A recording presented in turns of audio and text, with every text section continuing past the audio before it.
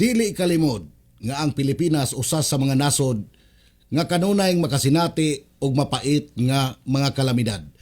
Og sa matag higayon nga adunay masiak nga yuta o malumpag nga mga panimay tungod sa linog, sama sa nahitabog magnitude 7.8 nga linog dito sa Mindanao. Dali usab nga mubatigbabaw ang tiunay nga kasing-kasing sa mga Pilipino. Ang pagtinabangay ngay way gipili nga utlanan ang personal nga pagtunol ni Cebu Governor Pam Maricotro sa 35 milyones nga financial assistance ngadto sa nagkadiyang dapit sa Mindanao, sa General Santos, Sarangani, South Cotabato o mga probinsyas Davao, usa ka dakong sumbanan sa epektibo o mabinationg liderato. Kini nga lakang nagda og duha ka bugat nga mensahe. Una, gubuon ang paril sa pagka-regionalismo sa panahon sa kalisod, way Visayas o Mindanao. Kitang tanan, usa ka nasod.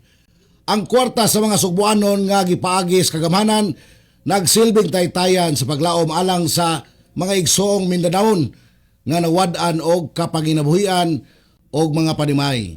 Ikaduha, serbisyong adunay personal nga hikap. Ang pagbiyahe mismo sa gobernador aron itunol ang ayuda nagpakita nga ang maong tabang dili lang usa ka formalidad o compliance sa gobyerno, usa kini katiunay nga pakig-uban o pagpakigkita sa mga taga-Sugbo nga andam sila nga mugakos o maminaw sa ilang kasakit. Ang tinuod nga kalig-on sa usa ka komunidad dili masukod sa iyang kaugalingong kauswagan kundili sa iyang kaandam nga mutabang sa uban nga naa sa kalisdanan. Tinuod dako kaayo ang maong kantidad ug mahimo ra gyud unta kini gamiton sud sa Sugbo. Apan ang pagpaambit niini ngadto sa labing nanginahanglan maoy labing tiunay nga ehemplo sa maayong pagdumaha sa tiunay nga kagamahanan o humanitarian leadership. Hinaot nga ang maong buhat magsilbing inspirasyon sa uban pang mga adunahan nga lalawigan. Ang kalamidad way gipili panahon og dapit, apan pinaagi sa paghiusa o pagtirabangay, mas daling mapadali ang aninos katalagman o mas paspas nga mobangon ang matagdapit sa nasod. Kini ang firing line sa kahanginan.